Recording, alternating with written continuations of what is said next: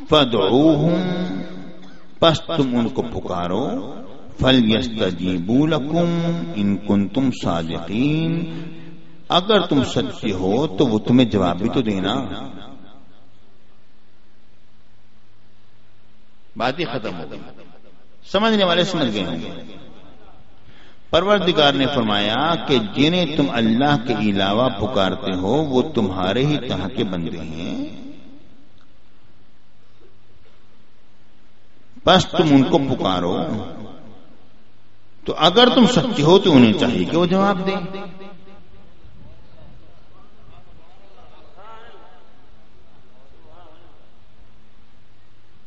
اگر یہ اس آیت کریمہ سے مراد اگر مومنین، اگر انسان ہیں، مومنین ہیں، تو اللہ کے ولیوں کو پکارا جاتا ہے، وہ تو جواب دیتے ہیں. اس طرح ہے یا نہیں ہے؟ اگر یہ کہا جائے کہ وہ تمہاری طرح کے بندے، اس سے مراد جو ہے وہ قبروں والے ہیں. اگر یہ کہا جائے جنہیں تم پکارتے ہو تمہاری طرح کے بندے ہیں نا، تم ان کو پکارو تو انہیں، اگر تم سچے ہو تو تمہیں جواب دیتے. پیارے بھائیو، میت تو باتیں بھی کرتی ہے. ابھی میں نے پیش کی بخاری کی حدیث ہے، میرے آقا نے فرمایا عیسیٰ علیہ السلام قرب قیامت میں میری قبر رشید پر حاضر ہوں گے، مجھے سلام کریں گے اور میں ان کو جواب عطا فرماؤں گا. ارے یہاں پر تو آ کے بات ہی ختم ہو جاتی ہے کہ علامہ ابن تیمیہ نے یہ بات تحریر فرمائی. فرماتے ہیں کہ سرکار مدینہ پر درود اور سلام سے بھیجنا ہو تو آقا کے معاہدہ شریفہ پر کھڑے ہو کے تم سلام بھیجو اور مخاطب کے صیغے کے ساتھ بھیجو، الصلاۃ والسلام علیک یا رسول اللہ، یوں کہہ کے تم سلام بھیجو. یہ بالکل جائز ہے اور مخاطب کر کے سلام اسی وقت کا بھیجا جاتا ہے جبکہ آگے سے جواب بھی مل رہا ہو. یہ تو علامہ ابن تیمیہ اس بات کے قائل ہیں. تو ثابت ہو گیا کہ یہ آیت کریمہ انسانوں سے، نبیوں ولیوں سے متعلق نہیں ہے بلکہ بتوں سے متعلق ہے.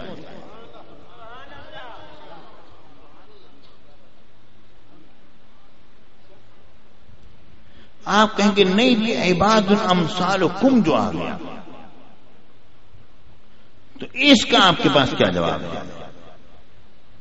پیارے بھائیو، اگر عباد امثالکم میں اگر آپ اتنے الجھ گئے ہو تو ذرا ادھر دوسری آیت کریمہ پیش کیے دیتا ہوں، وہاں پر ذرا معاملے کو ذرا صاف کر دو، بات واضح ہو جائے گی. ایک بات یہ ذہن میں رکھو، عباد جمع عبد. کائنات میں دو ہی چیزیں ہیں، ایک عبد ہے اور ایک معبود. ایک عبد اور ایک معبود، کوئی اور تیسرا تو ہے نہیں. ایک بندے نے مجھے کہا جی وہ عابد جو ہے. میں نے کہا بابا عابد وہی عابد تو ہوتا ہے جب عبادت کرتا ہے تو عابد بن جاتا ہے. عابد جب عبادت کرے گا، اب جب عبادت کرے گا تو عابد ہو جائے گا. دیکھیں نا، بات یہ ہے کہ آپ ایک ہے معبود اور ایک ہے عبد. ہر شے عبد ہے. اگر آپ عبد نہیں مانو گے تو لازم ہے پھر آپ کو معبود ماننا پڑے گا نا. اگر یہ کہتے ہو کہ یہ عبد نہیں ہے تو پھر معبود ہوگا، اگر عبد نہیں ہے تو پھر کیا ہے بتاؤ؟ ماننا پڑے گا کہ یہ عبد ہے. پروردگار نے ارشاد فرمایا وَإِن مِّن شَيْءٍ إِلَّا يُسَبِّحُ بِحَمْدِهِ، کائنات کی کوئی ایک شے بھی ایسی نہیں جو رب العالمین کے حمد کے ساتھ اس کی تسبیح کر رہی ہو. یہ دلیل ہے اس بات کی کہ ہر شے جو ہے وہ عبد ہے. تم نے اب سے مراد جو ہے یہ لے لیا کہ صرف جناب انسانی عبد ہے. نہیں جی، امثالکم جو آگے کھڑا ہے تمہاری مثل عبد ہے. اگر یہ بات ہے تو امثالکم سے مراد تم یہ لیتے ہو بالکل وہی انسانی مراد ہے. تو اس آیت کریمہ کا کیا جواب دو گے؟ پھر تو تم لوگ جانور بن جاؤ گے اگر یہی معنی لیتے ہو. رب العالمین نے فرمایا وما من دابۃ فی الارض ولا طائر یطیر بجناحیہ الا امثالکم.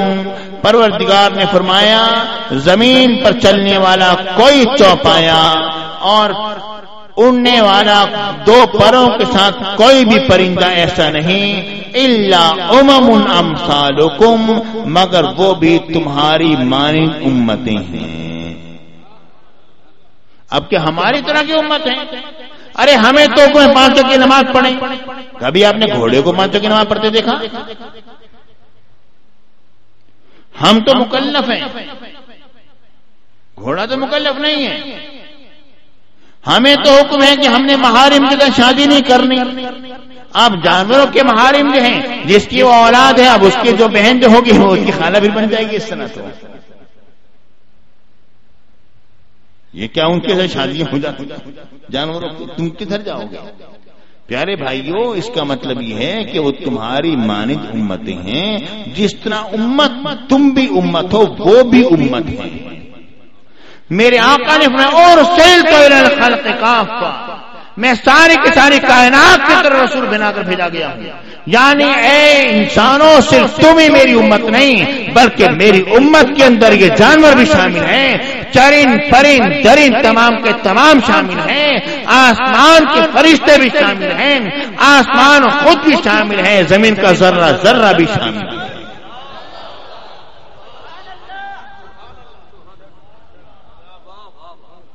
تو ثابت ہو گیا کہ آپ نے امثالکم سے مراد لے لیا، بالکل ہمارے ہی طرح کے بندے ہیں، پھر بالکل ہمارے ہی طرح کی امت بھی ماننا پڑ جائے گی۔ تو پھر چڑیوں کو بھی نماز پڑھوا دو، ان کو بھی وضو کروا دو۔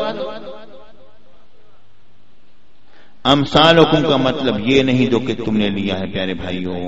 اس کا اب آیت کریمہ کا اب مطلب بالکل واضح ہو گیا ہوگا کہ جنہیں تم اللہ کو چھوڑ کر پکارتے ہو وہ تمہاری طرح کے بندے ہیں، یعنی پتھر جو ہے وہ بھی عبد ہے معبود نہیں ہے، وہ بھی عبد ہے معبود نہیں ہے، اور تمہاری طرح کا وہ بھی عبد ہے۔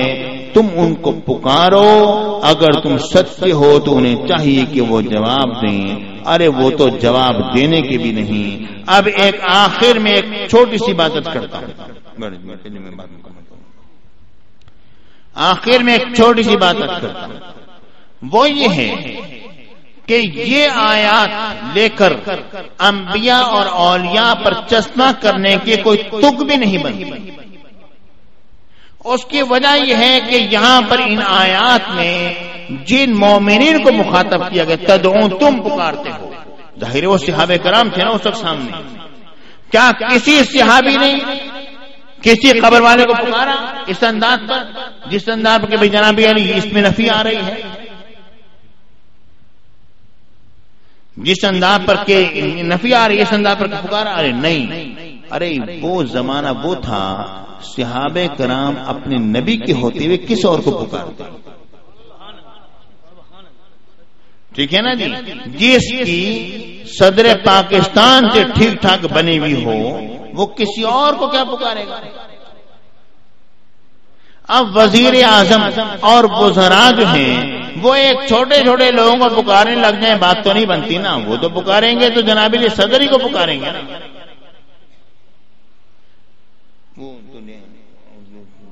سوال قرآن پاک کیا ہے؟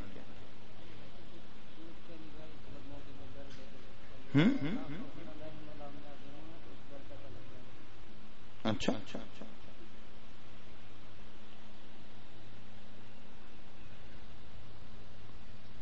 پیارے بھائیوں، بات سامنے آگے نہیں آئی، واضح ہوگی نا؟ اچھا اب ایک یہ آیا ہے جو میری تقریر سے متعلق ہی ہے، تو تھوڑا بہت اس کا جواب اصل میں نے اپنے اس درس قرآن میں دے دیا تھا جو نزول قرآن سے متعلق تھا، لیکن اب کیونکہ بات آ گئی ہے تو میرے درس سے متعلق وہ سوال دینا اور کوئی نہ دینا بابا، ورنہ ہمارا درس عام تقریروں کی طرح بن جائے گا۔ ہاں اچھا، یہاں پر یہ انہوں نے لکھا ہے کہ آپ نے کہا کہ اللہ کے ولیوں کو کوئی ڈر نہیں ہے، جب نبی پاک صلی اللہ علیہ وسلم پر جو وحی آئی تو نبی پاک صلی اللہ علیہ وسلم ڈر گئے، کیوں اور کیا وجہ ہے اور کس لیے نبی پاک صلی اللہ علیہ وسلم ڈر گئے؟ قرآن حدیث سے بتائیں۔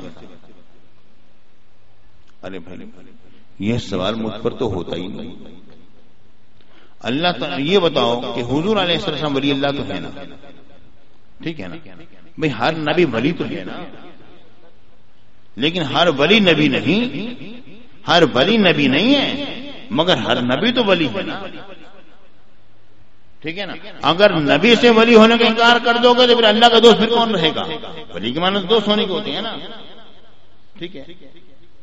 تو یہ مجھے بتاؤ کہ اللہ تعالیٰ فرما رہا ہے کہ اولیاء اللہ کو کوئی خوف نہیں، کوئی ڈر نہیں. اب تم نے یہ کہہ دیا کہ اس وقت حضور علیہ السلام ڈر گئے تھے، یہ مجھ پر اعتراض ہے یا قرآن پر اعتراض ہے؟ پہلے یہ تو طے کر لو.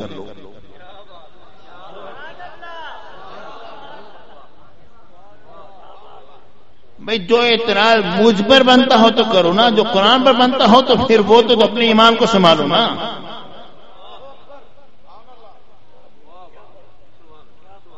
ٹھیک ہے جی. اور اتنی بات میں عرض کر دینا چاہتا ہوں کہ پہلے بھی میں نے یہ بات بتائی کہ انبیاء اور اولیاء کو کبھی بھی دنیا کا ڈر نہیں ہوتا ہے. ٹھیک ہے نا، کبھی دنیا کا ڈر نہیں ہوتا ہے. میرے آقا کو دنیا کا کوئی بھی خوف نہیں تھا. یہ خوف کس چیز کا تھا؟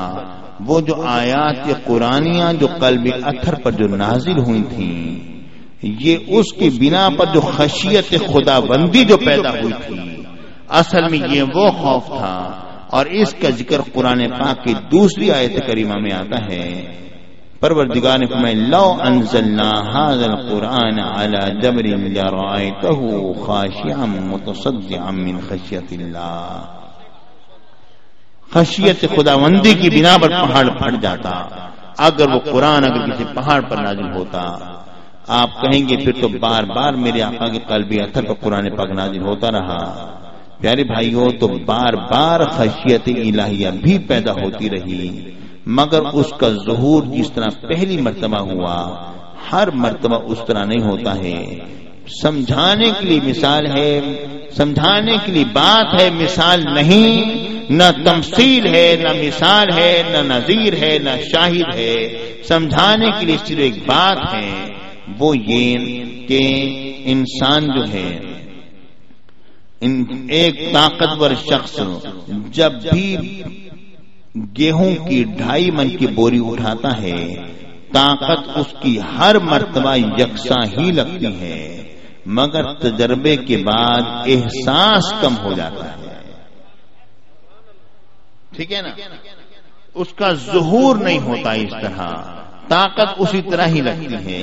پیارے بھائیوں، میرے آقا حضور علیہ السلام پر ہمیشہ قرآن پاک نازل ہوتا رہا.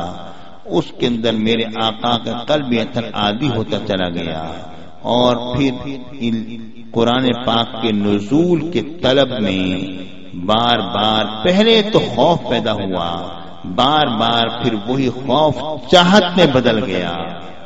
اور پھر پروردگار نے فرمایا قد نرا تقلب وجهک فی السماء. آیات قرآنیہ کے نزول کے انتظار میں اور تحویل قبلہ کے معاملے کے انتظار میں ہم آپ کے چہرے انور کو بار بار آسمانوں کی طرف اٹھائے جانے کو دیکھتے ہیں. رب کی بارگاہ میں دعا ہے یا اللہ ہم سب پر فضل و کرم فرما. دعا کرتے ہیں. اللهم صل على سيدنا مولانا محمد وعلى آل سيدنا مولانا محمد وبارك وسلم عليه.